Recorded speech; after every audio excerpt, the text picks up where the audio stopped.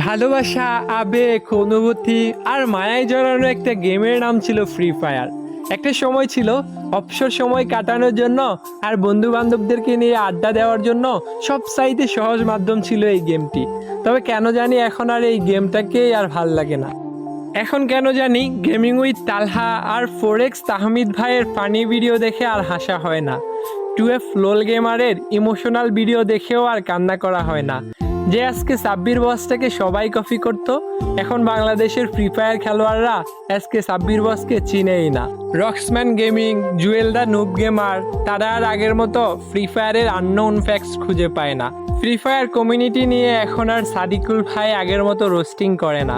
Pro Rubel আর বটলা নাহিদও আর এখন একসাথে game খেলে না। যেই নাইম আলম ভাইকে পুরো বিশ্বের মানুষে চিনত MP40 লিজেন্ড হিসেবে, সেই নাইম আলম ভাইকে এখন আর গেমে দেখা যায় না। কতদিন হয়ে গেছে গেমিং উইথ জিহাদ ভাইয়ের সেই বিখ্যাত ডায়লগ ভাই সাব দেখা হয় না, দেখা হয় না তার ফানি সব কাস্টমগুলো। যদিও এখনও মিস্টার ত্রিপোলার ভাই, ইটসকাব্য ভাই এবং গেমিং উইথ তালহা ভাইরা নিয়মিত ভিডিও ছেড়ে ফ্রি ফায়ার কমিউনিটিটাকে বাঁচিয়ে রেখেছে, তবুও সেই পুরোনো দিনের ফ্রি ফায়ার গেমটাকে অনেক বেশি মিস করি।